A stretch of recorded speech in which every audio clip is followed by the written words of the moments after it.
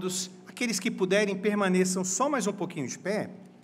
Vamos abrir as Sagradas Escrituras no Evangelho de Marcos, capítulo 12, versículo 28. Nós vamos meditar do versículo 28 até o 34.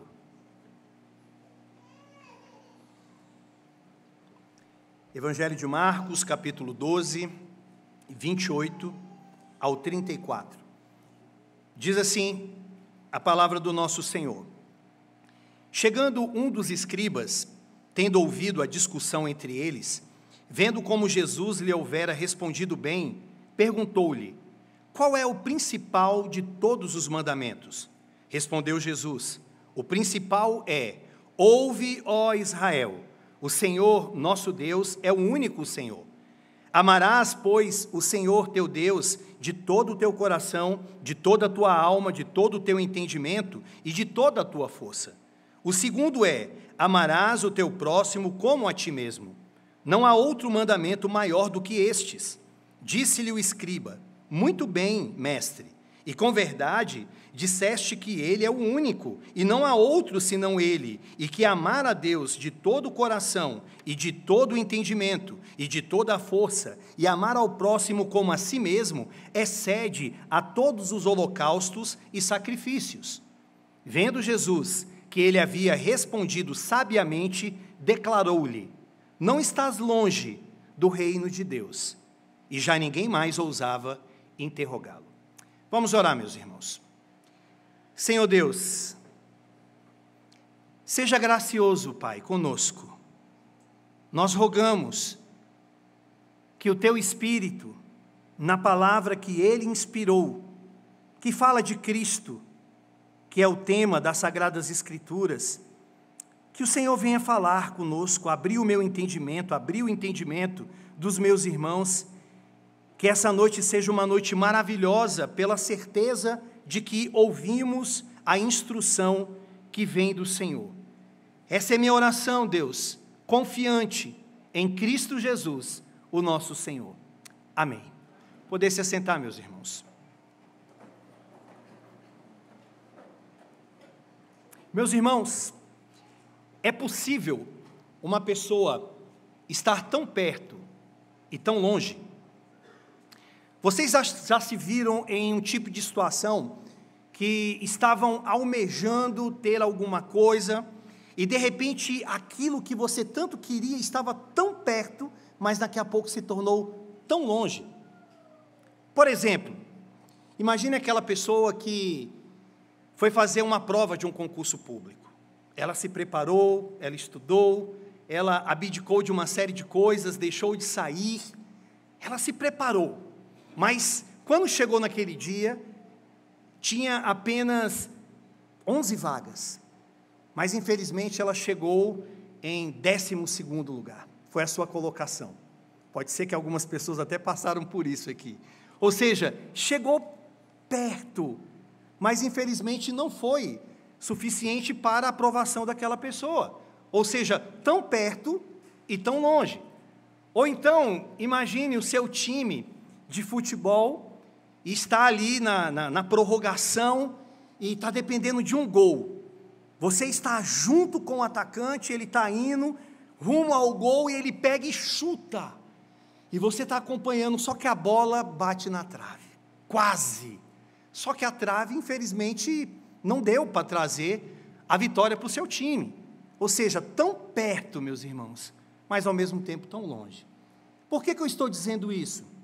Porque o texto que nós vamos meditar agora, de Marcos capítulo 12, versículo 28 ao 34, vai nos mostrar a situação de um escriba, que ele fez uma pergunta para Jesus.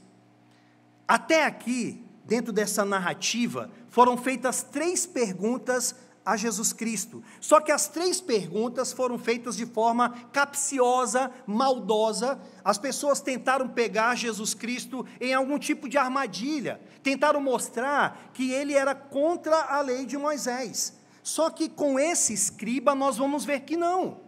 A pergunta dele foi boa, foi legítima, foi sincera. Ele até escutou um elogio de Jesus. Só que, meus irmãos, isso não foi suficiente para a sua salvação. Ele estava tão perto do Salvador, tão perto da sua salvação em Cristo Jesus, mas ao mesmo tempo tão longe. Tão perto e tão longe. É isso que nós vamos meditar nesse texto de hoje. E nós veremos esse texto em 3 pontos. O primeiro, meus irmãos, é que nós não podemos nos esquecer do nosso relacionamento com Deus. Eu repito, nós não podemos nos esquecer do nosso relacionamento com Deus. O texto bíblico, ele começa com o escriba fazendo uma pergunta para Jesus. Olhe para o versículo de número 28. Diz assim: chegando um dos escribas, tendo ouvido a discussão entre eles, vendo como Jesus lhe houvera respondido bem, perguntou-lhe: qual é o principal de todos os mandamentos? Aqui nós temos a 4ª pergunta. Como eu disse na introdução, foram feitas 3 antes. E as 3 perguntas anteriores, todas elas foram feitas de forma maldosa. Nós podemos verificar que começou lá no capítulo 11, versículo de número 27. Vamos abrir esse texto? Capítulo 11 aqui de Marcos, versículo 27, que diz assim: então regressaram para Jerusalém, e andando ele pelo templo, vieram ao seu encontro os principais sacerdotes, os escribas e os anciãos, e lhe perguntaram. Então tudo começa aqui, ou seja, o ministério de Jesus está avançando, curas, ensino, pessoas estão tendo um encontro genuíno com Jesus, mas isso provocou o quê? Inveja da parte do sinédrio. Eles estavam com raiva de Jesus, então eles armaram um plano. Vamos fazer perguntas para Jesus para tentar desmontá-lo, para mostrar que o que ele está ensinando é contrário à lei de Moisés. Só que eles não conseguiram isso, é óbvio. A primeira pergunta que eles fizeram para Jesus está aqui no capítulo 11, a partir do versículo 27, que era sobre qual era a autoridade de Jesus para ele fazer as coisas que estavam fazendo. A segunda pergunta está no capítulo 12, versículo 13, que é sobre a questão do tributo. A terceira é sobre a controvérsia de Jesus com os saduceus sobre a questão da ressurreição, que foi o texto que nós ouvimos na semana passada com o reverendo Rodrigo, quando ele falou ali sobre a lógica da ressurreição. E aí vem a quarta que está aqui na nossa passagem bíblica. Qual é o principal de todos os mandamentos? Meus irmãos, por que esse escriba fez essa pergunta? Os judeus da época de Cristo, e nós podemos também ver nos escritos judaicos, eles entendiam que havia na lei de Moisés 613 mandamentos. Na concepção deles havia os mandamentos que eram pesados e os mandamentos que eram leves. Alguns rabinos chegavam até a dizer que se você pegasse os 10 mandamentos, você encontraria ali 613 palavras. Então, um dos passatempos prediletos dos escribas daquela época era ficar indagando qual é o principal mandamento. Existe 613, mas qual é o que está lá no topo? Então, ele aproveita o ensejo que está perto de Cristo e faz essa pergunta. Só que não de uma forma dolosa, maldosa. Ele faz essa pergunta porque ele estava admirado com a desenvoltura, com a sabedoria de Jesus, quando ele esteve junto com os saduceus. E aí ele aproveita o ensejo, então, vou perguntar para o mestre, qual é o principal mandamento da lei? E qual é a resposta de Jesus? É uma resposta magistral, maravilhosa. Jesus, ele mostra para aquele escriba que a lei do Senhor, ela pode ser resumida em 2 preceitos ou 2 mandamentos: amar a Deus e amar ao próximo. Ou seja, Jesus, ele está citando, e nós vamos ver, ele está citando alguns textos do Antigo Testamento. Ele vai citar Levítico, capítulo 19, ele vai citar Deuteronômio, capítulo de número 6, mas certamente, meus irmãos, Jesus estava pensando nas tábuas da lei, Jesus estava pensando nos 10 mandamentos, porque a primeira tábua, ela fala do nosso relacionamento com Deus, que são os 4 primeiros mandamentos. E a segunda tábua, ela fala sobre o nosso relacionamento com o próximo, o relacionamento entre nós mesmos. Então Jesus, ele pega e responde para esse escriba dizendo, o resumo da lei é, ame a Deus, que é o grande mandamento, e ame ao próximo, que é correspondente deste primeiro mandamento. Olhe para o texto, veja a resposta de Jesus, no versículo 29. Respondeu Jesus, o principal é, ouve, ó Israel, o Senhor nosso Deus é o único Senhor. Jesus, ele responde o escriba, citando Deuteronômio capítulo 6, versículo 4 e 5, que foi o texto que nós abrimos o culto nessa noite. Deuteronômio 6, meus irmãos, capítulo 4 e 5, é o grande mandamento dos judeus. Mandamento que eles liam 2 vezes no mínimo durante o dia, que eles proclamavam aos seus filhos, que eles deveriam ensinar aos seus filhos até que eles crescessem, este mandamento, que é chamado pelos judeus de Shema. Shema significa ouve, ouve, ó Israel, o Senhor nosso Deus é o único Senhor. E é interessante que estas palavras, elas são apenas um preâmbulo, é uma espécie de uma introdução ao corpo maior deste mandamento do Senhor. Agora, meus amados irmãos, por que o Shema era tão importante lá no Antigo Testamento, e por que Jesus colocou como o grande mandamento? Observem, o contexto do povo de Israel era um contexto extremamente difícil.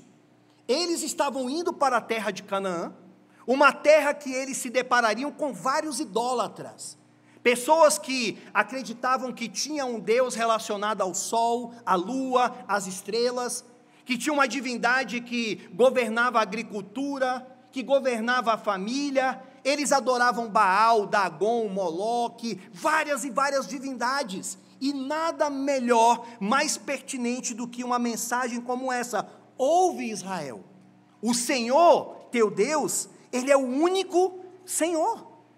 Meus irmãos, de fato, Deus é o único Senhor, não existe outra divindade. Não existe uma divindade chamada Moloque, Baal, Dagon. Tudo isso nós sabemos que é a invenção do homem.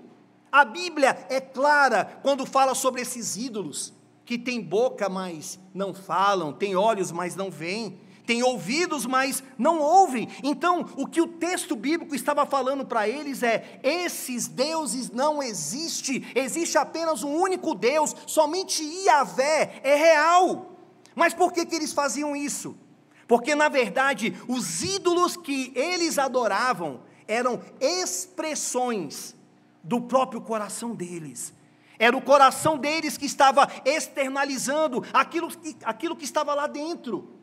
Quando uma divindade se propunha a cuidar da saúde, da família, do sexo ou de qualquer outra coisa, nada mais era do que o coração enganoso do homem e idólatra do homem, colocando aquilo para fora. Por isso que João Calvino, na época da Reforma, ele falou que o nosso coração é uma fábrica de ídolos.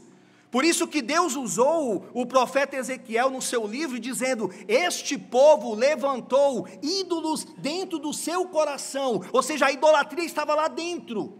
Então, tanto era oportuno eles saberem: Israel, existe apenas um único Deus, esses deuses de imagem e de escultura são falsos, assim como também é falso os deuses que existem dentro de vocês.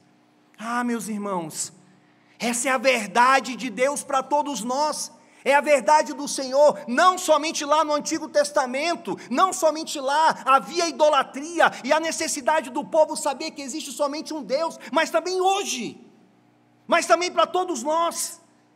Infelizmente, nós ainda nos dobramos diante de vários ídolos, ainda que a igreja não tenha imagem de escultura, ainda que a igreja não tenha uma imagem aqui física de um santo, mas muitas das vezes nos dobramos diante de uma imagem do nosso coração, seja da vaidade, seja da ganância, seja do dinheiro, seja de uma idolatria da família, de um filho. E aí vem esse texto para todos nós: ouve, ó Israel, o Senhor nosso Deus é o único Senhor.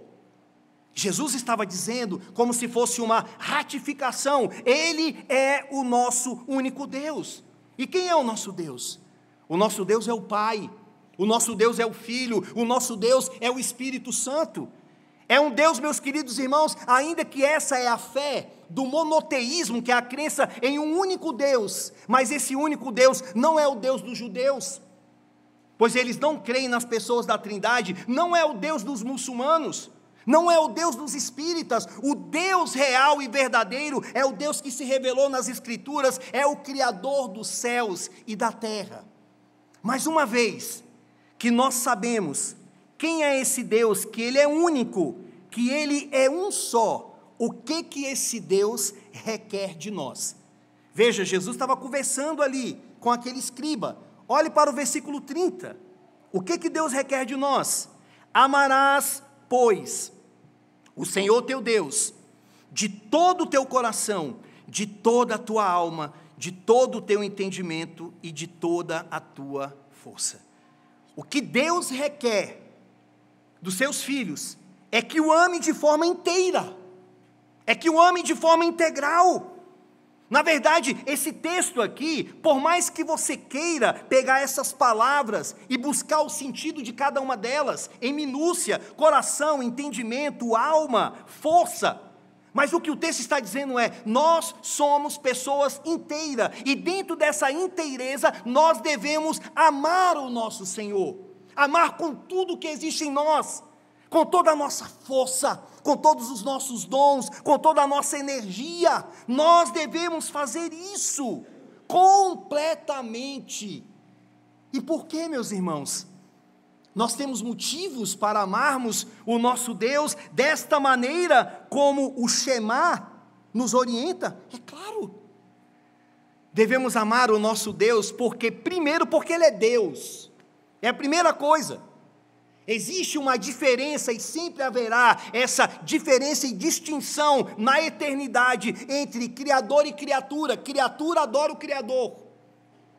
Nós devemos, essa é a nossa obrigação, adorar o nosso Deus, e é o que nós estamos fazendo aqui no culto.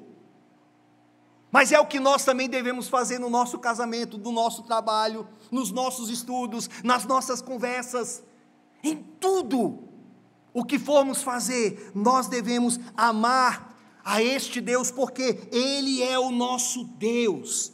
Na verdade, devemos amá-lo primeiro porque Ele é Deus. Então, eu entendo que Ele está distante de mim. Eu entendo que Ele é transcendente, Ele é majestoso, e por isso que eu adoro. Mas eu também devo amar a este Deus com toda a minha força, porque Ele é o meu Deus. Você entende isso, meu irmão? Ele é Deus. Sim, Ele é Deus. E aí você começa a estudar, com a graça de Deus, na Bíblia, os atributos do Senhor. Mas depois eu entendo que, além dele ser um Deus distante pela sua glória, mas Ele é um Deus presente. Ele é o Emanuel, Ele é o Deus conosco. Ele é o Deus da aliança.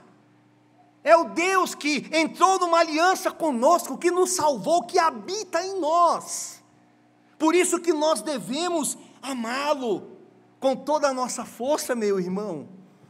Isso é glorioso, isso é majestoso. Você olhar para o seu lado e você ver uma igreja tão cheia e você entender o seguinte: glória a Deus por isso, são meus irmãos, e um dia todos esses irmãos estarão comigo no céu, na glória, e por isso que eu tenho que amar esse Deus. Por isso que eu tenho que exaltar este Deus, porque Ele é Deus, mas também porque Ele é o meu Deus, e também porque Ele é o meu Salvador, Ele é o meu Senhor. Por isso que eu tenho que fazer isso. Entender este texto gera gratidão. Se você não ama o Senhor, você não é grato. Você não é grato pelo que o Senhor faz. Gera humildade, gera tudo isso em nós. Esse é o primeiro ponto do Shema, mas o segundo, meus irmãos, é que o nosso Senhor Jesus Cristo, Ele vai mostrar o seguinte: O segundo ponto é que nós não podemos nos esquecer do nosso relacionamento que temos com os irmãos. O primeiro é o meu relacionamento com Deus, é a primeira tábua da lei, é Jesus citando ali Deuteronômio capítulo 6, mas o segundo, que é decorrente desse, tem a ver com o nosso relacionamento como irmãos. Olhe para o versículo de número 31. O segundo é: amarás o teu próximo como a ti mesmo. Não há outro mandamento maior do que este. Jesus está citando aqui, meus irmãos, Levítico 19. E, obviamente, não é difícil nós entendermos que Jesus estava pensando na segunda tábua da lei. Ele estava pensando ali no próximo. Os mandamentos, os 6 mandamentos que falam da segunda tábua da lei, vai falar sobre relacionamentos horizontais. É aquilo que deve ser feito com seu irmão. Lá no contexto do Antigo Testamento, o próximo ali era os israelitas, o próximo era também os estrangeiros, mas aqui no Evangelho de Marcos, é interessante como é que Jesus ele vai estreitando mais a questão. Ele vai mostrar que o próximo, tanto é os nossos irmãos, mas também é o inimigo. No contexto dos judeus, eram samaritanos, que tinha ali uma rivalidade com ele já de muito tempo.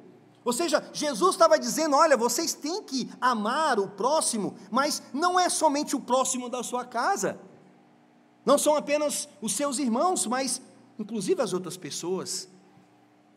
Meus irmãos, olhando para um texto desse tão profundo, nós chegamos à conclusão de que só é possível amar quem está em Deus. Só é possível amar o próximo, só é possível amar os irmãos, se nós estivermos aliançados com Deus. Veja que a própria lógica do texto é essa: amar a Deus, porque você está num relacionamento com Ele, Ele é o teu Deus, e aí automaticamente você é chamado para amar o seu irmão.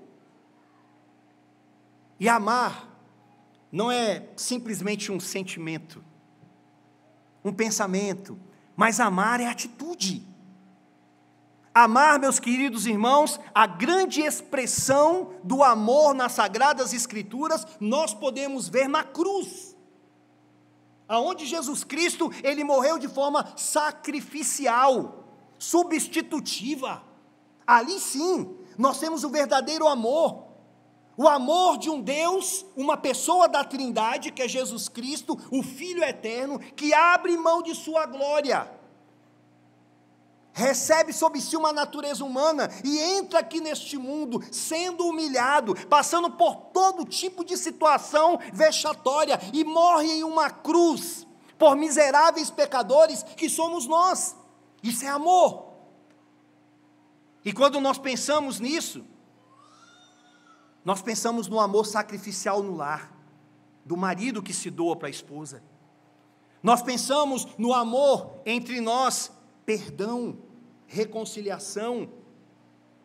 Nós tivemos esses dias um retiro. Esses dias foram bênçãos, né, meus irmãos? Graças a Deus, tanto o acampamento, depois também o retiro. E no retiro, algo que me chamou muita atenção, e na hora, é aquela luz que o Espírito de Deus te dá. Reverendo Mateus pregando, nos ensinando, e eu já peguei a caneta, eu falei, vou colocar isso lá no sermão.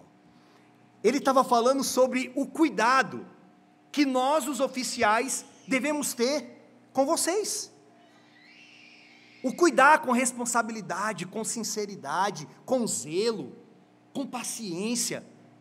E eu comecei a pensar, e eu sei também que esse é o pensamento dele, que esse não é algo que fica restrito somente aos oficiais, cuidar da igreja, mas todos nós devemos cuidar uns dos outros.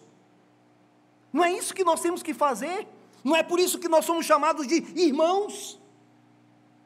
Não é por isso, meus amados irmãos, que nós vamos viver eternamente juntos? Então, é algo que tudo bem, tem uma especificidade com os oficiais, mas chega também até vocês. Amar, perdoar, ligar, cooperar, ajudar, saber como que está. E graças a Deus, quando essas coisas acontecem, é porque o Espírito de Deus está operando em nós, onde nós deixamos de ser egoístas, de pensarmos somente em nós, mas pensamos no coletivo, porque é assim. Fomos tirados do mundo, de um coletivo, de pecado, de tudo que não presta, e somos atraídos a um outro grupo, um grupo de pessoas pecadoras, mas justificadas. Então a lei que Jesus estava falando para aquele escriba é essa: ame a Deus, ame também o próximo. Mas aí vem a resposta que o escriba dá, e esse é o nosso terceiro ponto. O escriba então, ele vai responder a Jesus Cristo. Olhe para o verso de número 32, meus irmãos. Disse-lhe o escriba: muito bem, mestre, e com verdade disseste que ele é o único, e não há outro senão ele, e que amar a Deus de todo o coração, e de todo o entendimento, e de toda a força, e amar ao próximo como a si mesmo, excede a todos os holocaustos e sacrifícios. Que afirmação bonita, certinha. Foi o que ele fez. Mestre, o senhor falou certinho. Meus irmãos, ele até cita um texto bíblico como base para isso. Quando ele diz aí, e amar ao próximo como a si mesmo excede a todos os holocaustos e sacrifícios, ele está citando Oséias capítulo 6, versículo de número 6. Ele fez uma boa declaração e Jesus gostou. Olhe para o verso 34. Vendo Jesus que ele havia respondido sabiamente, declarou-lhe: não estás longe do reino de Deus. E já ninguém mais ousava interrogá-lo. Todos aqueles, lembra os outros lá, os escribas, todos os mestres daquela época, ninguém mais tinha coragem de interrogar a Jesus. E aí, meus irmãos, foi uma coisa boa para esse escriba? A resposta de Jesus: não estás longe do reino de Deus. Não. Não foi uma resposta a melhor de todas as respostas. Sabe por quê, meus irmãos? Jesus poderia falar bem assim: ok, segue-me. A partir de hoje você é meu discípulo. Nós poderíamos ver aqui algum indício de uma obra do Senhor, abrindo o coração deste homem, tornando ele uma nova criatura, mas não é isso que acontece, meus irmãos. Não é isso que acontece. Simplesmente foi um homem que trouxe uma boa declaração, foi um homem que trouxe uma boa confissão, uma boa interpretação, como existe muitos hoje que também são assim, mas nada mais do que isso. Você não está longe. Jesus não falou: a partir de hoje você é meu irmão, a partir de hoje você é filho de Deus. Não, não foi falado isso. Lembra um pouquinho algumas passagens bíblicas. Lembra lá daquele jovem rico? Quando ele saiu falando todos os mandamentos ali para o Senhor, né? E Jesus falou: ok, você está certinho em relação a isso, agora vende tudo o que você tem e passa a seguir-me. Aquilo pesou no coração dele. Então, meus irmãos, este escriba, simplesmente ele fez uma boa declaração teológica, nada mais do que isso. Sabe o que era esperado desse homem fazer? Tão perto, ele estava tão perto de quem? Tão perto do Salvador, tão perto do Filho de Deus, tão perto daquele que poderia mudar a vida dele. O que ele deveria fazer? Abraçar a Jesus, beijar a Jesus Cristo, falar assim: mestre, é o Senhor que está cumprindo a lei de Moisés. Se ele de fato é um estudioso das Sagradas Escrituras, ele deveria entender. Moisés falou sobre o Senhor, como aquela mulher lá do poço. Eu vou agora contar para todo mundo. Mas não, meus irmãos, não é isso que acontece com esse homem. ele simplesmente, ele voltou para o seu lugar. Eu não sei se posteriormente nós não temos revelação bíblica sobre isso, eu não sei se na frente ele se converteu, qual é o nome dessa pessoa, mas pelo menos por essa narrativa não aconteceu nada mais do que uma boa confissão, uma questão bem ortodoxa, bem certinha, nada mais do que isso. E permita-me falar uma coisa para você, eu não sei se essa é a tua situação, eu não sei se você está naquela situação de uma pessoa que simplesmente faz uma boa confissão com os seus lábios, que interpreta corretamente as Escrituras, mas que ainda não teve um encontro real com Cristo. Eu não sei, Deus sabe, e você sabe disso. E até aqueles que vão nos escutar em casa, através dessa mensagem, sabe qual é a sua situação. Você está na situação daquela pessoa que simplesmente falou alguma coisa boa e depois foi embora? Ou não? Meus irmãos, sabe qual é o interessante de tudo isso? O profundo de toda essa situação é que quando nós olhamos para esse texto, o texto nos fala da lei, o texto nos fala sobre a primeira tábua, a segunda tábua, o amor a Deus e o amor ao próximo. E convenhamos, amados irmãos, se dependesse de nós guardar a lei para irmos para o céu, guardarmos os mandamentos, nenhum de nós entraria no céu. Nenhum. O mais santo aqui nessa noite não conseguiria entrar no céu. Isso nos mostra quão pequenos e limitados somos. E isso nos mostra também que aquele escriba estava diante não somente daquele que é o que criou a lei, mas daquele que cumpriu a lei para nós sermos salvos. Meus irmãos, foi Cristo Jesus que de fato amou a Deus sobre todas as coisas, com todo o seu ser, de todo o seu coração. Foi de fato Cristo Jesus que amou o próximo, que perdoou, que orou por eles, que teve compaixão deles, que teve compaixão de nós. Jesus teve compaixão de nós, e ainda tem. O amor de Cristo Jesus, amar ao próximo, é revelado ainda hoje, quando Ele intercede por nós. Quando Ele, meus queridos irmãos, se nós fôssemos deixados simplesmente pela nossa força, não conseguiríamos andar um passo sequer. Jesus é aquele que cumpre a lei. Jesus é aquele que as Escrituras apontam para Ele. Esse é o Shema. O Shema é a pessoa bendita de Cristo Jesus. Em que lugar você está nessa noite? De gratidão a Deus? Eu posso me voltar para a lei, como nós lemos, Romanos 8, não para ser salvo, mas porque sou salvo, em gratidão ao Senhor? Ou você está nessa situação desse escriba? Se você está na situação do escriba, eu quero te dizer que há esperança para você. Essa esperança é Cristo Jesus. Se o Espírito está falando com você, venha para Cristo nessa noite. Amém, meus irmãos? Louvado seja o nosso Senhor Jesus Cristo. A Ele a glória eternamente. Feche seus olhos.